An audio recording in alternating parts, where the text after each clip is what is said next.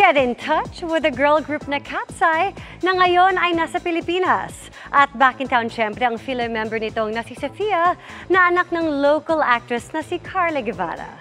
Ang handog niyang Taglish version ng kanilang hit single sa chika ni Aubrey Carampel.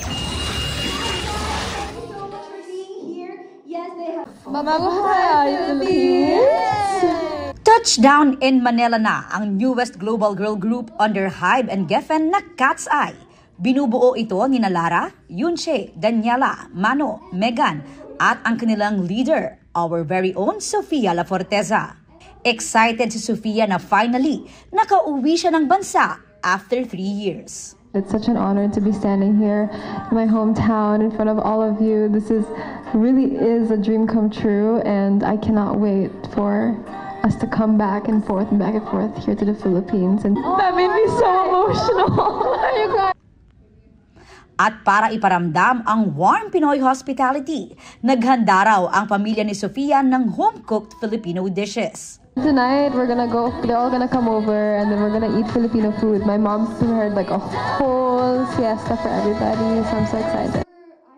Si Sofia ay anak ng TV, movie at stage performer na si Carla Guevara na sobrang proud sa kanyang anak na making history as first Filipina idol under Hybe management.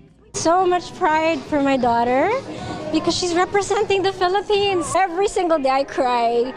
Dahil matagal daw na hindi nakauwi si Sofia, nag-request daw siya ng kanyang paboritong mga pagkain, kabilang ang sinigang. Yes, adobo. She wants balot. She wants strawberry taho. She wants halo-halo. She wants lechon. Binusog na manok. I feel like being a leader of Cat's Eye is such an honor. I love and care for these girls so much, and so I feel like because of that and knowing that they trust me and I feel a mutual respect and care from them, it makes the job of being a leader a lot easier and less stressful.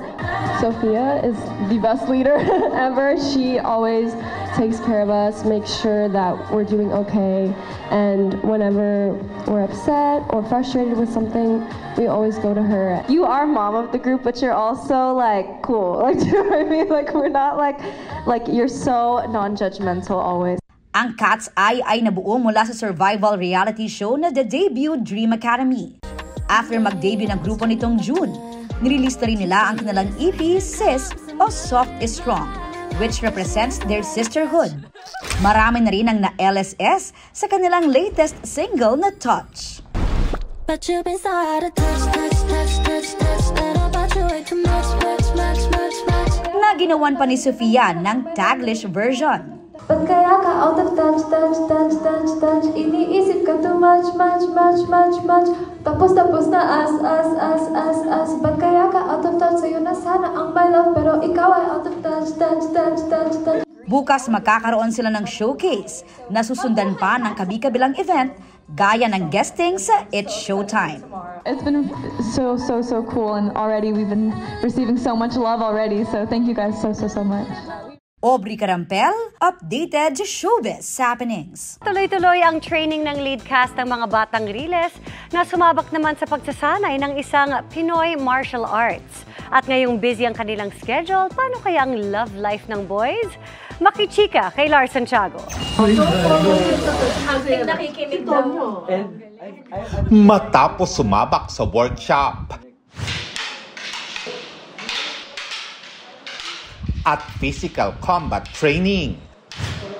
Sa paghawak naman ng sandata, katulad ng kali at panaksak, nagsanay ang batang Riles boys na sina Miguel Tan Felix, Rahil Biria, Bruce Roland, at Antonio Vinzon.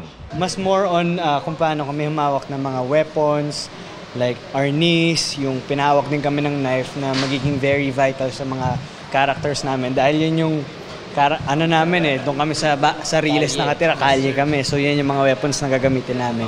Yung Pikiti-Tir Shakali, yun po yung pangalan ng martial art ng Filipinos. Actually, very ancient nga po siya kasi baybayin din po yung nakasulat dun eh. It's nice to know na may ganun ng martial arts and it's fun to learn about it. Ibang martial arts to, ibang weapons pang away kalye, at may arnis rin syempre. dahil mapapasabak sa umaatikabong action scenes ang mga batang Riles. Alam din nilang kailangang lalo pa nilang ma-develop ang kanilang lakas at endurance. Pero dahil magiging sobrang busy sila sa trabaho, ibig sabihin ba ay isasantabi muna ang love life? It's all about balance lang naman, Tito Lar. Saka ako magkakatrabaho po ako. Magkakatrabaho din si Isabel. Kung meron man po dumating, sa kanya po ako matututo kay Miguel kasi magaling po siya mag-balance at mag-manage. Importante, maka-heal mo. Maka-heal. Opo, tama po kayo. Kaya magtanong po tayo kay Antonio kung paano niyo po minamanage yung paano mag-heal. Dahil kung hindi niyo po natatanong si Antonio may pinagdadaan ngayon sa love life. Don't mind that. Wow. Pagsubok lang yan. Dumadating nawawala, okay lang. At least andito pa rin yung batang Riles. Susuportahan ako. Lar Santiago, updated sa showbiz happenings.